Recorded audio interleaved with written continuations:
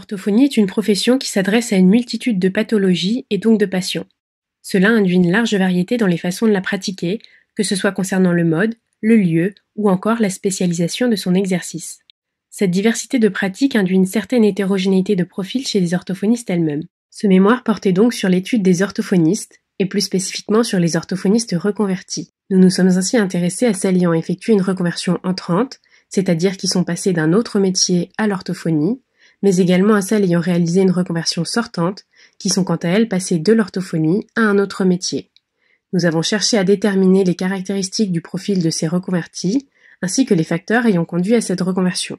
Suite à la diffusion de notre questionnaire, nous avons recueilli 177 réponses, 133 pour les entrantes et 44 pour les sortantes. Passons aux résultats obtenus. Tout d'abord, nous nous sommes intéressés à l'impact des spécificités de la profession d'orthophoniste dans la décision de la reconversion. Chez les entrantes, les 3 critères les plus mentionnés comme ayant contribué à la décision de devenir orthophoniste sont l'autonomie, le sentiment d'utilité et de reconnaissance, et l'aspect relationnel. Chez les sortantes, les critères qui ont été le plus évoqués comme ayant favorisé la décision d'arrêter l'orthophonie sont les obligations administratives et légales, les exigences émotionnelles et la charge de travail. Ensuite, nous avons cherché à établir un profil type pour chaque groupe de reconvertis.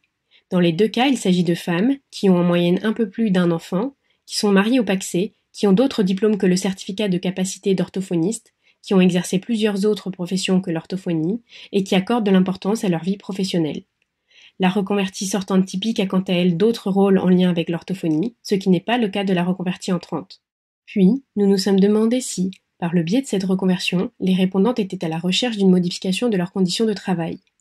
Il apparaît que chez les entrantes comme chez les sortantes, une minorité ont obtenu une augmentation de salaire après reconversion. De la même façon, une minorité ont diminué leur temps de travail. Par contre, on observe une amélioration de l'état psychologique pour une très large majorité d'entre elles. Ainsi, les reconvertis recherchent une amélioration de leur état psychologique qui n'implique pas nécessairement de gagner plus ou de travailler moins. Enfin, nous avons étudié le processus de reconversion en lui-même, en considérant les craintes qui existaient avant la reconversion, le financement de cette reconversion et l'accompagnement dans tout ce processus. Dans les 2 groupes, la crainte principale était d'ordre financier, à mettre en lien avec le fait que plus d'1 tiers des entrantes et 2 tiers des sortantes n'ont pas obtenu d'aide pour financer cette reconversion. Aussi, l'importance de ces craintes peut être liée au faible taux de participantes déclarant avoir été accompagnées dans leur démarche. Cette étude a donc permis d'obtenir de nombreuses informations sur le profil des orthophonistes reconvertis et sur les facteurs ayant conduit à cette reconversion, afin de pouvoir envisager des solutions aux difficultés d'accès aux soins en orthophonie, qui représentent un véritable enjeu de santé publique. Il serait intéressant de mener à bien d'autres études portant sur les dynamiques de la profession en elle-même.